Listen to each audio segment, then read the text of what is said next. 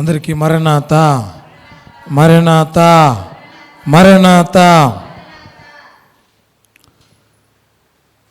ప్రార్థన చేసుకుందాం. మహాపరిశుద్ధుడా, ప్రేమస్వరూపుడైన మా తండ్రి, మీ ఘనమైన, మీ శక్తి కలిగిన, మీ ఉన్నతమైన నామమునకై వందనములు, స్తుతులు, స్తోత్రములు ప్రభువా. మీ మహాకృపను బట్టి గడిచిన కాలమంతా కూడా మీ యొక్క సన్నిధానంలో మమ్మలను కాచి కాపాడి భద్రపరిచిన తండ్రి, మీ ఘనమైన నామమునకు వందనములు, స్తుతులు, స్తోత్రములు. మీ వాక్యము ద్వారా మీరే మా అందరితోనూ మాట్లాడమని మా మంచి బోధకుడై ఉన్న యేసు స్వామి ద్వారా అడిగి వేడుకుంటున్నాం మా పరమ తండ్రి, ఆమేన్. అందరికీ మరొకసారి మరణాత. దేవుని యొక్క వాక్యాన్ని చదువుకుందాం. పరిశుద్ధ గ్రంథములో నుండి యోహాను సువార్త 11వ అధ్యాయము. యోహాను సువార్త 11వ అధ్యాయము 32, 33 వచనాలను చదువుకుందాం. అంతటా మరియా యేసు ఉన్న చోటికి వచ్చి ఆయనను చూచి ఆయన పాదముల మీద పడి, ప్రభువా, నీవు ఇక్కడ ఉండిన ఎడల నా సహోదరులు చావకుండెనెను. ఆమె ఏడ్చుటయు ఆమెతో కూడా వచ్చిన యూదులు ఏడ్చుటయు యేసు చూచి కలవరపడి ఆత్మలో మూలుగుచ్చు అతని ఎక్కడ ఉంచిదిరని అడుగగా. చలండి. ప్రియమైన దేవుని బిడ్డలారా, చదవబడినటువంటి వాక్య భాగాన్ని మనం గమనించిన వారమైతే ఇక్కడ యేసుక్రీస్తు ప్రభువారి ఎదుట ఏడ్చినటువంటి వారు కనబడుతూ ఉన్నారు. ఈ వచనాలలో 33వ వచనములో ఆమె ఏడ్చుటయు ఆమెతో కూడా వచ్చిన యూదులు ఏడ్చుటయు. ఏమండి, యేసుక్రీస్తు ప్రభు వారి దగ్గర కన్నీరు కారుస్తూ ఉన్నటువంటి వారు, దుఃఖముతో బాధపడుతూ ఉన్నటువంటి వారు ఈ వాక్య భాగములో మనకు కనబడుతూ ఉన్నారు.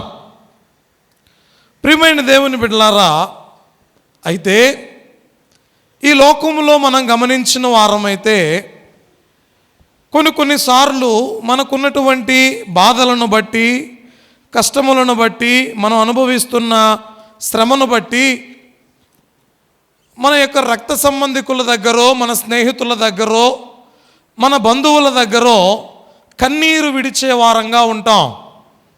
ఈ విధమైనటువంటి బాధ, కుటుంబంలో ఇలా శ్రమ పడుతూ ఉన్నాను, నా కుటుంబంలో ఉన్న ఇబ్బంది ఈ విధంగా ఉంది, ఇదిగో నేను ఇలాంటి శ్రమలు ఎందుకు అనుభవిస్తూ ఉన్నానో అని మనం మాట్లాడుతూ ఉండగానే మనకు తెలియకుండానే మన హృదయంలో ఉన్నటువంటి వేదన ఏడ్పు రూపముగా మనకు కనిపిస్తూ ఉంటుంది. ప్రియమైన దేవుని బిడ్డలారా, దేవుని యొక్క వాక్యం చెబుతూ ఉంది, అయితే మనుషుల యొద్ద ఎంత ఏడ్చినా, ఎంత కన్నీరు కార్చినా ఎవరూ కూడా మన కన్నీరును తుడిచి ఓదార్చగలిగిన వారు ఎవరూ కూడా ఉండరు. ఒకవేళ మనుషుని యొక్క ఓదార్పు ఎలా ఉంటుంది అంటే, ఈ సమయములో మనల్ని ఓదార్చి మరి యొక్క సమయములో, ఇప్పుడు ఓదార్చినటువంటి వారు మరి యొక్క సమయంలో మన ప్రక్కన ఉంటారన్న గ్యారంటీ కూడా ఉండదు.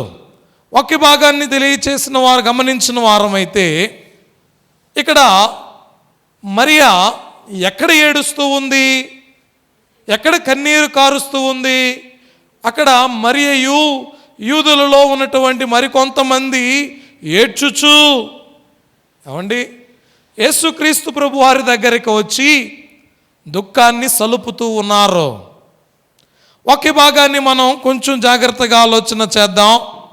మోషే సుఖోపవాస ధ్యానాలను ఆచరిస్తూ ఉన్నటువంటి మనము పరిశుద్ధ గ్రంథములో నిర్గమాకాండ గ్రంథం 2వ అధ్యాయము 23వ వచనాన్ని మనం గమనించిన వారమైతే, అనేక దినములు ఐగుప్తు రాజు చనిపోయెను. ఇశ్రాయేలీయులు, అమ్మ వినండి ఈ మాటలు, ఇశ్రాయేలీయులు తాము చేయుచు ఉన్నటువంటి వెట్టి పనులను బట్టి నిట్టూర్పులు విడుచుచు మొరపెట్టుచు ఉండగా, తమ వెట్టి పనులను బట్టి వారు పెట్టిన మొర దేవుని యొద్దకు చేరెను. ఏమండి, విన్నారా ఈ మాట? ఈ వాక్య భాగం తెలియచేయబడుతూ ఉన్నటువంటి మాటను మనం చూస్తే, ఇశ్రాయేలీయులు నిట్టూర్పు విడుచుచు, ఇశ్రాయేలీయులు ఏం చేస్తూ ఉన్నారటండి? వెట్టి పనులను బట్టి నిట్టూర్పులు విడుచుచు మొరపెట్టుచుండగా. ఏమండి, వీరు కూడా ఎక్కడ మొరపెట్టుకుంటూ ఉన్నారు? రాజుకు మొరపెట్టుకుంటే, అరే వీరు సాకులు చెబుతూ ఉన్నారు, వీరికి పని భారాన్ని పెంచండి అనేవాళ్ళు. ఏమండి, అధికారులైనటువంటి వారికి మొరపెట్టుకుంటే వీరు పనులు చేయలేక సాకులు చెబుతున్నారని కొట్టేవాళ్ళు. కానీ ఇశ్రాయేలీయులు ఎవరి దగ్గర కన్నీరు కారుస్తూ ఉన్నారు అంటే, ఎవరి దగ్గర ఏడుస్తూ ఉన్నారు అంటే, ఎవరి దగ్గర మొరపెట్టుకుంటూ ఉన్నారు అంటే, దేవుని దగ్గర వారు మొరపెట్టుకుంటూ ఉన్నారు. ప్రియమైన దేవుని బిడ్డలారా, మనం గమనించిన వారమైతే ఇశ్రాయేలీయులు నిట్టూర్పులు విడుచుచు మొరపెట్టారు. అమ్మా, ఇశ్రాయేలీయులు నిట్టూర్పులు విడుచుచు మొరపెట్టారు. వీరు ఎప్పుడైతే నిట్టూర్పులు విడుచుచు అనగా కన్నీరు కారుస్తూ ఏడుస్తూ దేవునికి మొరపెట్టారో, దేవుడు వారి మొరను వినెను. ఏమండి, దేవుడు ఏం చేశాడట? వారి మొరను వినెను. వారి మొరను వినినటువంటి దేవుడు వాక్య భాగాన్ని మనం గమనించిన వారమైతే 3వ అధ్యాయము 7వ వచనములో ఒక మాట వ్రాయబడి ఉంది. యెహోవా ఇట్లనెను, నేను ఐగుప్తులోనున్న నా ప్రజల బాధను నిశ్చయముగా చూచితిని. అమ్మా, విన్నారా ఈ మాట? నేను ఐగుప్తులోనున్న నా ప్రజల బాధను నిశ్చయముగా చూచితిని. పనులలో తమ్మును కష్టపెట్టు వారిని బట్టి వారు పెట్టినటువంటి మొరను వింటిని. వారి దుఃఖములు నాకు తెలిసే ఉన్నవి. విన్నారా ఈ మాట? అయ్యా, ఇశ్రాయేలీయులు కన్నీరు విడడం నాకు తెలిసింది. ఇశ్రాయేలీయులు నిట్టూర్పు నసుగుతూ ఉన్నారు, అది నాకు తెలిసింది. అంతేకాకుండా నా ప్రజల బాధను నిశ్చయముగా నేను చూచితిని. పనులలో తమ్మును కష్టపెట్టు వారిని బట్టి వారు పెట్టినటువంటి మొరను నేను వింటిని. వారి దుఃఖములు నాకు తెలిసే ఉన్నవి. అంటే వీరు పెట్టినటువంటి మొరను ఎవరు విన్నారు? ఏమండి, వారి కుటుంబంలో ఉన్నటువంటి వారు, నేను ఈ పని చేయలేకపోతూ ఉన్నాను, ఈ పనికి వెళ్ళలేకపోతూ ఉన్నాను అని ప్రతిరోజు చెప్పినా కూడా వారు వింటూనే ఉన్నారు, కానీ ఏమీ చేయలేకపోయారు. ఏమండి, ప్రియ దేవుని బిడ్డలారా, ఇప్పటికీ ఎన్ని ఏండ్ల నుంచి మనం గమనించిన వారమైతే ఇంచుమించు 80 ఏండ్లు అనుకుందాం. ఎందుకంటే యోసేపుని ఎరుగునటువంటి రాజు పరిపాలన కాలమందు, అనగా మోషే గారు పుట్టేటప్పుడు జరుగుతూ ఉన్నటువంటిది ఏంటి అంటే, ఈ ప్రజలు ఎక్కువైపోతూ ఉన్నారు, వీరిని సంహరించేద్దాం అంటే 80 ఏండ్ల నుండి వారు ఇంచుమించుగా ఈ యొక్క శ్రమను అనుభవిస్తూ ఉన్నారు, శ్రమ పెట్టబడుచు ఉన్నారు. ప్రియ దేవుని బిడ్డలారా, వాక్య భాగాన్ని మనం గమనిస్తే ఈ 80 ఏండ్లు వారి కుటుంబాలతో ఈ మాటలు పంచుకోలేదా? వారి బంధువులకు ఈ మాటలు తెలియచేయలేదా? వారికి అధికారులుగా ఉన్నటువంటి వారికి ఈ మాటలు తెలియచేయలేదా? ఎన్ని మాటలు తెలియచేసినా, ఎంతగా కన్నీరు కార్చినా, ఎంతగా వేదన పడినా, ఎవరి దగ్గరకు వెళ్ళి ఏడ్చినా కూడా వీరికి జవాబు అనేది రాలేదు. ఏమండి, వీరికి జవాబు అనేది రాలేదు. ప్రియ దేవుని బిడ్డలారా, ఎంతగా వీరు శ్రమ పెట్టబడుచు ఉన్నారో, ఎంతగా వీరు వేదన పడుచు ఉన్నారో వాక్య భాగాన్ని మనం గమనించిన వారమైతే దేవదేవుడు అంటూ ఉన్నాడు, ఐగుప్తులోనున్న నా ప్రజల బాధను నిశ్చయముగా నేను చూచి తిని. అయ్యా, నేను నిశ్చయముగా నేను చూచాను కాబట్టి ఎవరిని ఏర్పాటు చేసుకున్నాను? మోషే గారిని ఏర్పాటు చేశా. వారు పెట్టుచూ ఉన్నటువంటి మొర నేను విన్నాను అంటూ ఉన్నాడు దేవుడు. ప్రియ దేవుని బిడ్డలారా, అందుకే వీరు ఎవరి దగ్గర మొరపెట్టుకుంటూ ఉన్నారు అంటే దేవుని దగ్గర వారు మొరపెట్టుకుంటూ ఉన్నారు. ఎప్పుడైతే దేవుని దగ్గర వారు మొరపెట్టుకున్నారో దేవుడు వారి మొరను విని వారిని ఏం చేశాడండి? బానిసత్వములో నుండి విడిపించిన వారై ఉంటూ ఉన్నారు. వాక్య భాగాన్ని మనం గమనించిన వారమైతే ఇశ్రాయేలీయులు పెట్టినటువంటి మొరను బట్టి, వారు ఏడ్చినటువంటి ఏడుపును బట్టి, వారు కార్చిన కన్నీటిని బట్టి దేవుడు బానిసత్వములో నుండి ఇశ్రాయేలీయులను విడిపించాడు. అందుకే మనుషుల దగ్గర వేదన పడడము కాదు, మనుషుల దగ్గర మనం కన్నీరు విడవడం కాదు, మన శ్రమ ఏంటో, మన బాధ ఏంటో, మన అక్కరలేంటో, మనకు అవసరమైనది ఏంటో, మనం ఏం చేయాలనుకుంటూ ఉన్నామో ప్రతి దానికి ఒకరి దగ్గరకు వెళ్ళి కన్నీరు విడుస్తూ ఉంటాం. మనుషులైనటువంటి వారు కన్నీరు కారుస్తూ ఉండడము చూచి అరే వీరికి ఇలా జరగవలసిందే అనేవారు ఉంటారేమో కానీ ఓదార్చేవారు ఉండడం కష్టం. దేవుని యొక్క వాక్యం చెబుతూ ఉంది. మరొక మాటను కూడా చూద్దాం. పరిశుద్ధ గ్రంథములో ఇశ్రాయేలీయులు దేవుని దగ్గర మొరపెట్టుకున్నారు, బానిసత్వము నుండి వారు విడుదల పొందారు. పరిశుద్ధ గ్రంథములో సమూయేలు మొదటి గ్రంథము 1వ అధ్యాయము 10వ వచనములో కూడా మనం చూస్తే, బహుదుఃఖాక్రాంతురాలై వచ్చి యెహోవా సన్నిధిని ప్రార్థన చేయుచు బహుగా ఏడ్చుచు. ఏం చేస్తూ ఉందట ఈమె? బహుగా ఏడ్చుచు. అయ్యా, 10 ఏండ్ల నుండి అందరి దగ్గర ఏడ్చా. 10 ఏండ్ల నుండి ఎక్కడెక్కడో ఎవరెవరో దగ్గరకు వెళ్ళి నా బాధను చెప్పుకొని కన్నీరు కార్చాను.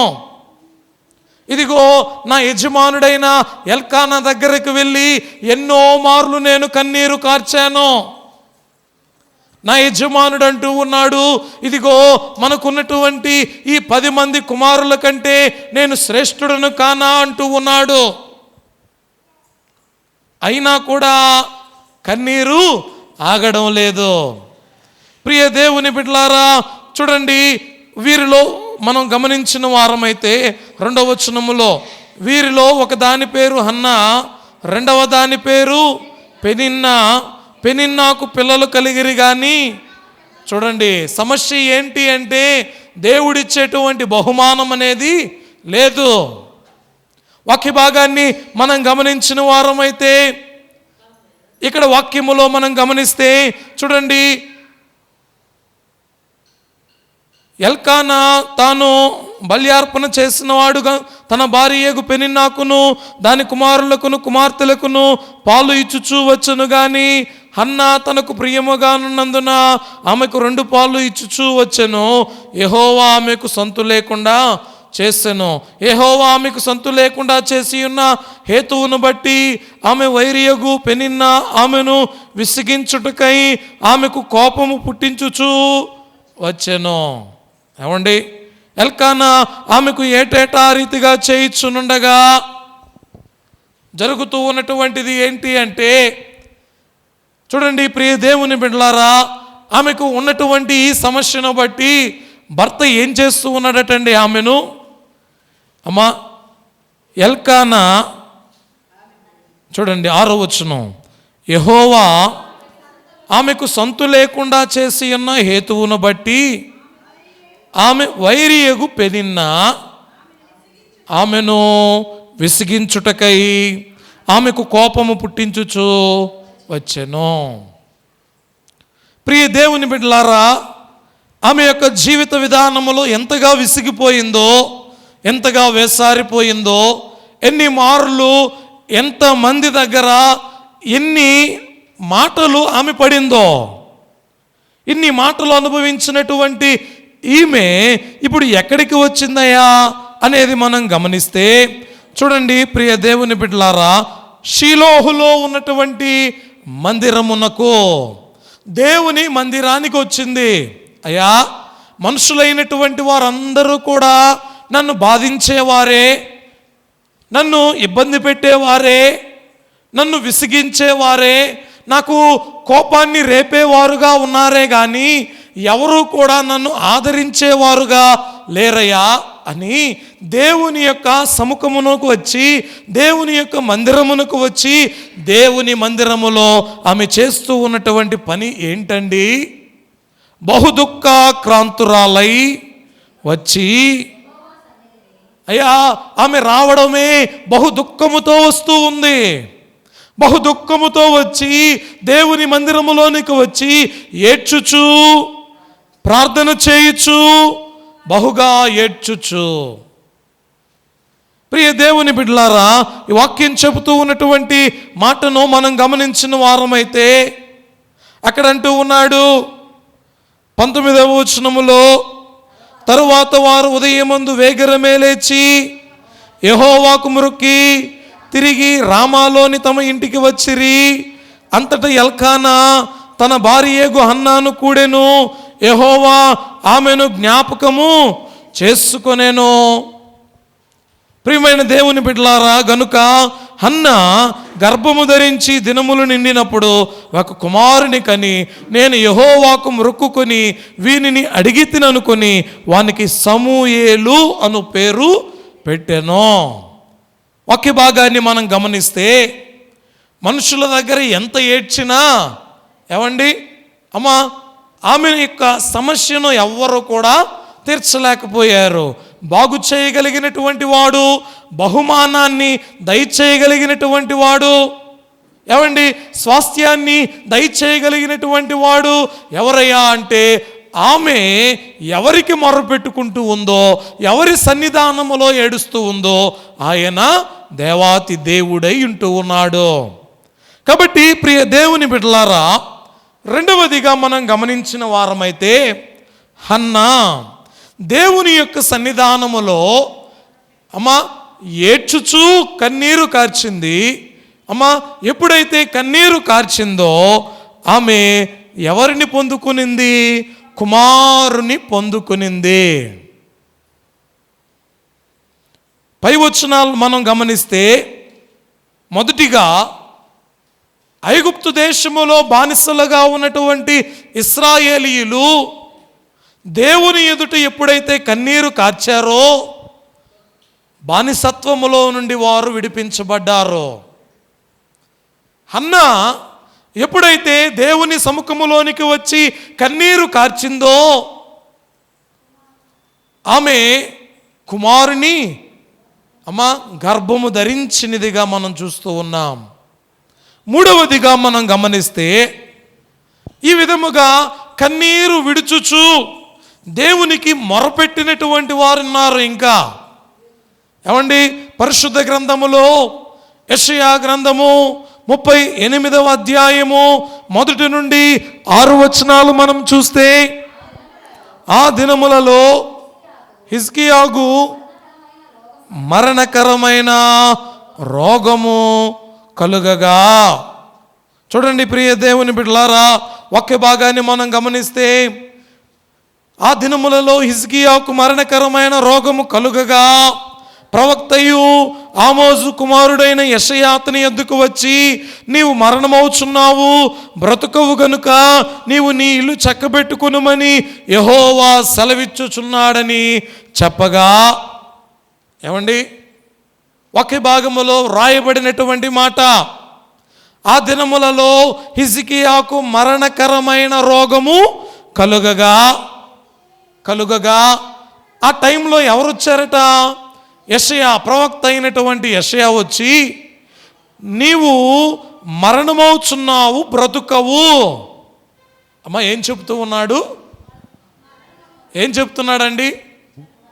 ప్రవక్త అయినటువంటి యెషయా గారు వచ్చి రాజుగారితో మాట్లాడుతూ ఉన్నమాట, ఓ రాజా హిజ్కియా, నీవు బ్రతకవు.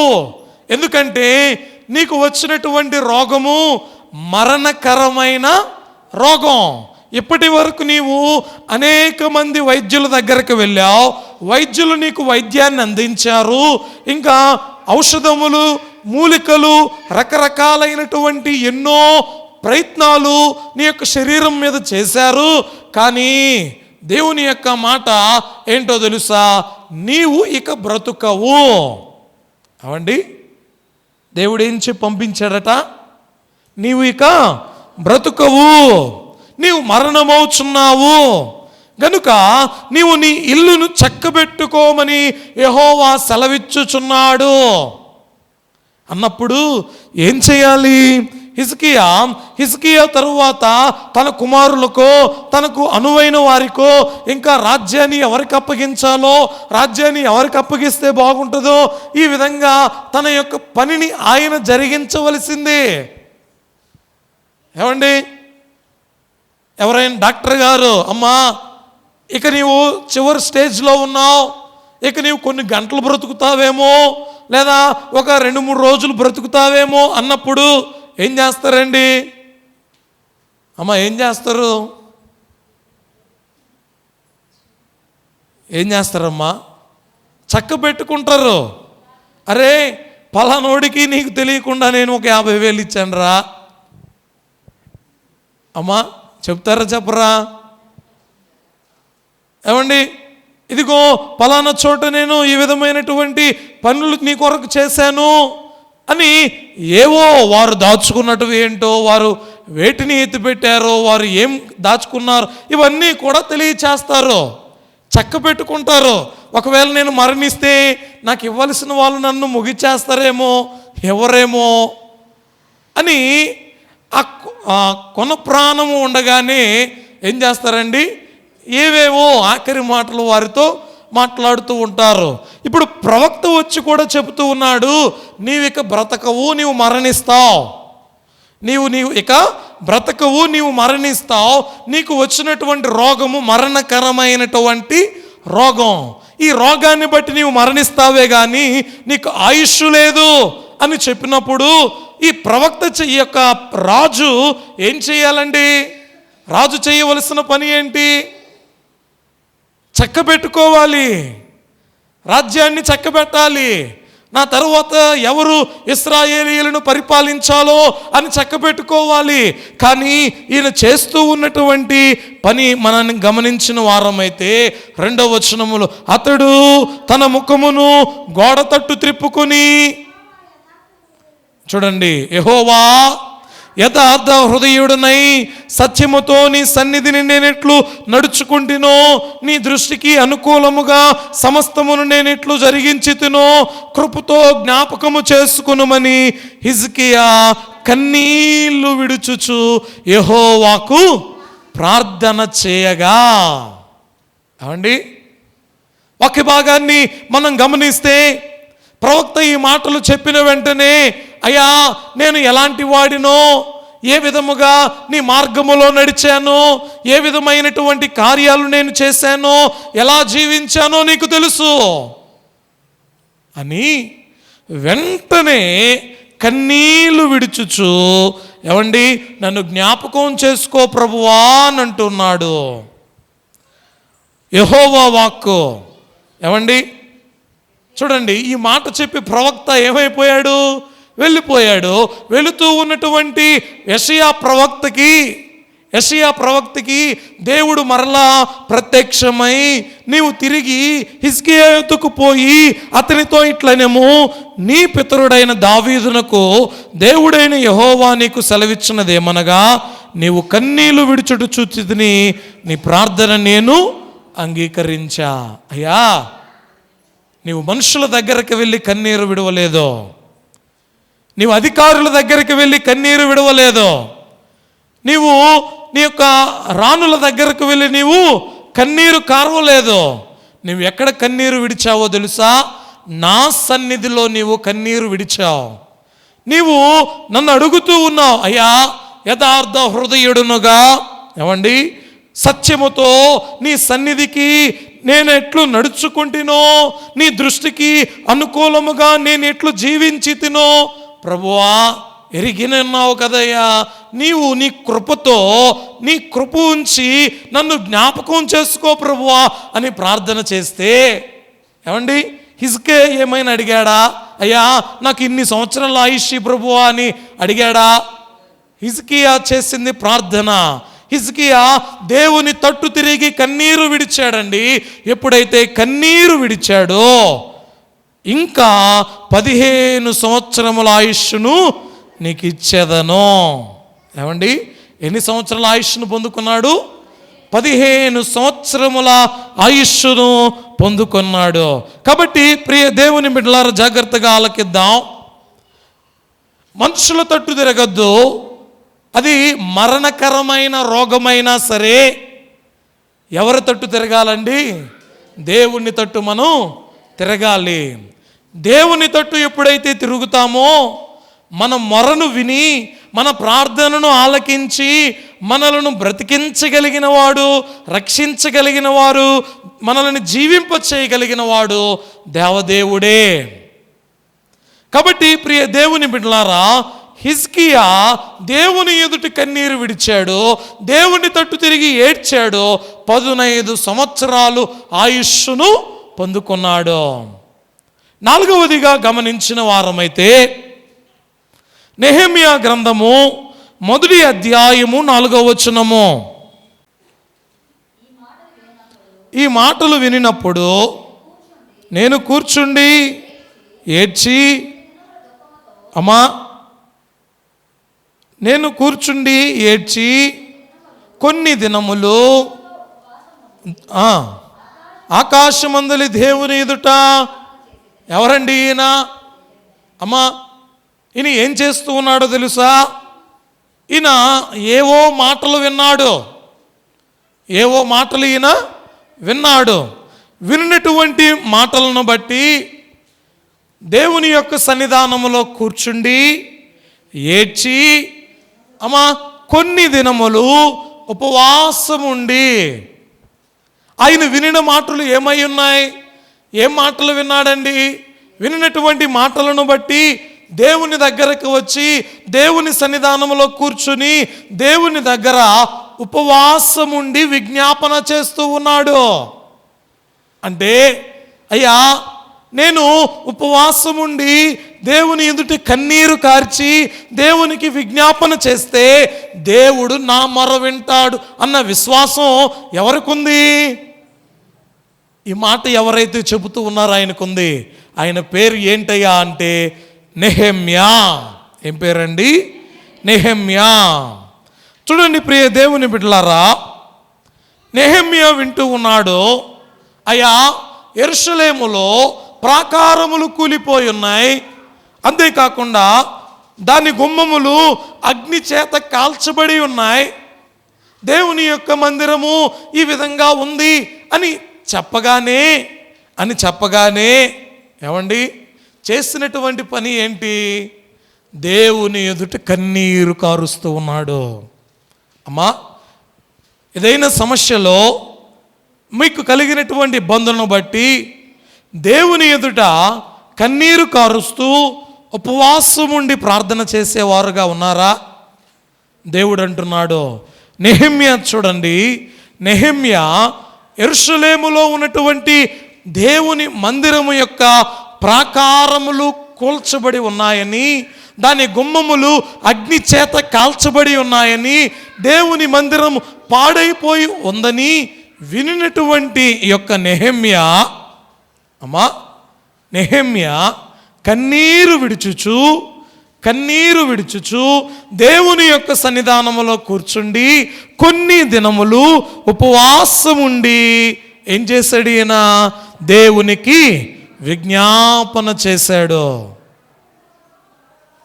ప్రియ దేవుని బిడ్డలారా, వాక్య భాగం చెప్పబడుతూ ఉన్నటువంటి మాట, అయ్యా ఎప్పుడైతే ఉపవాసం ఉండి దేవుని ఎదుట ఈ విధముగా ప్రార్థించాడో, దేవుని యొక్క సన్నిధానమునకు వెళ్ళి పాడైపోయినటువంటి కోల్చబడిన ఈ ప్రాకారములు కట్టుటకు, కాల్చబడినటువంటి ఆ గుమ్మములను తిరిగి నిర్మించుటకు దేవుడు శక్తి దయచేసిన వాడుగా ఉంటూ ఉన్నాడు.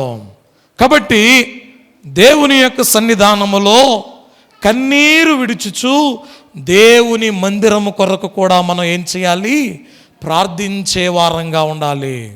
దేవుని మందిరము కొరకు, మందిరములో ఉన్న వారందరి కొరకు, మందిరములోకి రావలసినటువంటి వారి కొరకు ఉపవాసముండి విజ్ఞాపన చేయవలసిన వారముగా మనం ఉంటున్నాం.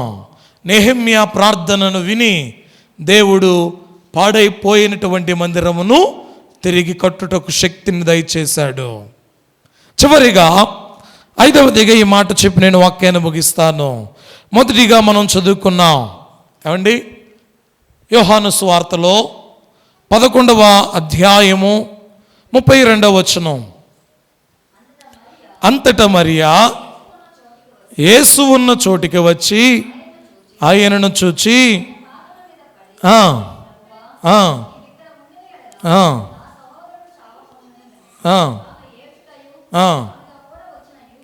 చూడండి అమ్మా, చనిపోయి 4 దినాలు అయిపోయింది. ఈ 4 దినాలు అయిన తరువాత ఏం చేస్తూ ఉందట ఈమె? యేసుక్రీస్తు ప్రభువారు ఆ దినాన, ఆ సమయానికి 4 దినముల తరువాత ఈ బేతనియా ప్రాంతానికి వచ్చినప్పుడు మరియా అవండి యేసయ్యను చూసి ఏడుస్తూ ఉంది. వాక్య భాగాన్ని మనం గమనించిన వారమైతే ఆమె ఏడ్చుటయు, అంతటా మరియా యేసు ఉన్న చోటికి వచ్చి ఆయనను చూచి ఆయన పాదముల మీద పడి, ఏమండి, ఆయన పాదముల మీద పడి, ప్రభువా నీవిక్కడ ఉండిన ఎడల నా సహోదరుడు చావకుండును. అయ్యా నీవిక్కడ ఉంటే నా సహోదరుడు చనిపోయేవాడు కాదు ప్రభువా అని కన్నీళ్లు విడుచుచు ఆయన పాదాలను పట్టుకొని ఏడుస్తూ ఉన్నప్పుడు, ప్రియ దేవుని బిడ్డలారా, 43వ వచనాన్ని మనం చూస్తే, ఆయన అలాగు చెప్పి లాజరు బయటకు రమ్మని బిగ్గరగా చెప్పగా,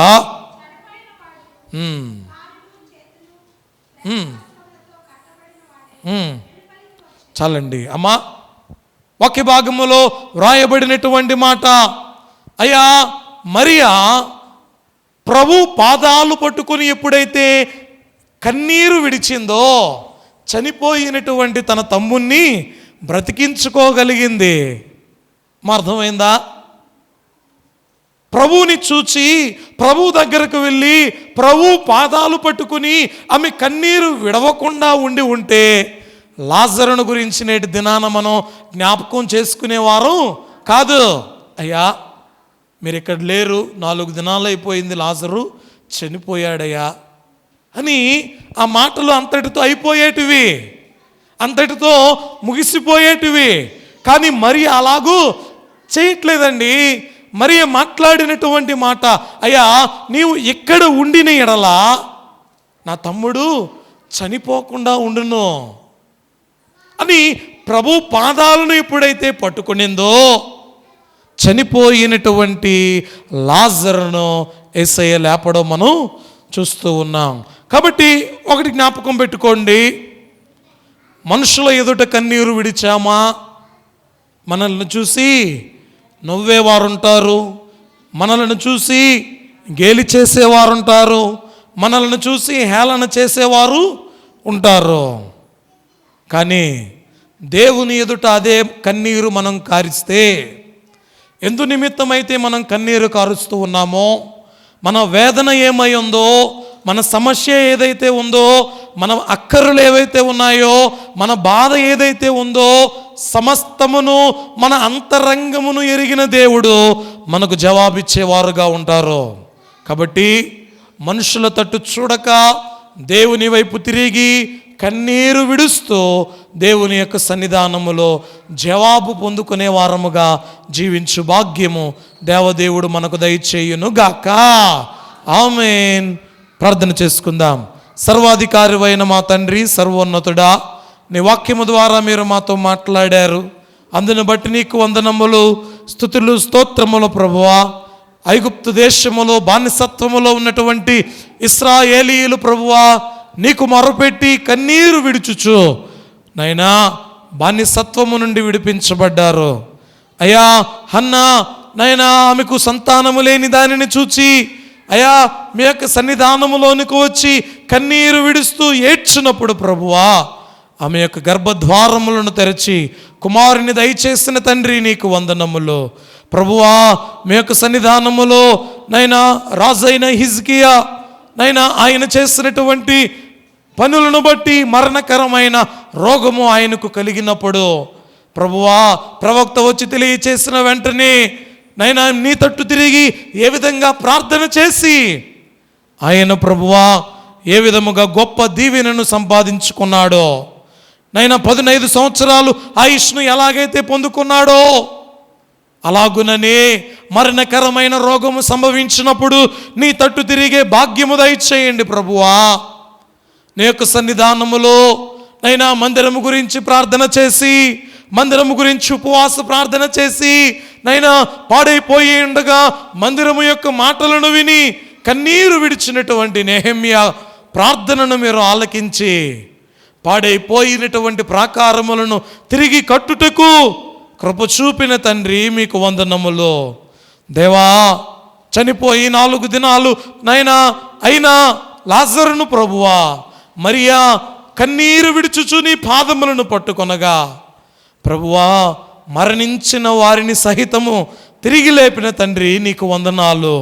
యేసయ్యా మేమందరము కూడా ప్రభువా లోకము తట్టు చూడక, లోకము వైపు చూడక, లోకములో ఉన్న మనుషుల వైపు చూడక, లోకములో ఉన్న ఆశల వైపు చూడక నైనా వాటిని చూసి రోధించక, వేదన పడక నీ వైపు తిరిగి నీ యొక్క సముఖములో నైనా కన్నీరు విడుస్తూ నైనా మేము ప్రభువా జీవించు భాగ్యాన్ని మాకు దయచేయమని, ప్రతిఫలాన్ని మీరు దయచేయమని యేసు నామమున అడిగి వేడుకొంచున్నాము తండ్రి. ఆమేన్. అందరికీ మరణాతా మరణాతా మరణాతా. దేవదేవుడే మనందరిని దీవించునుగాక. ఆమేన్.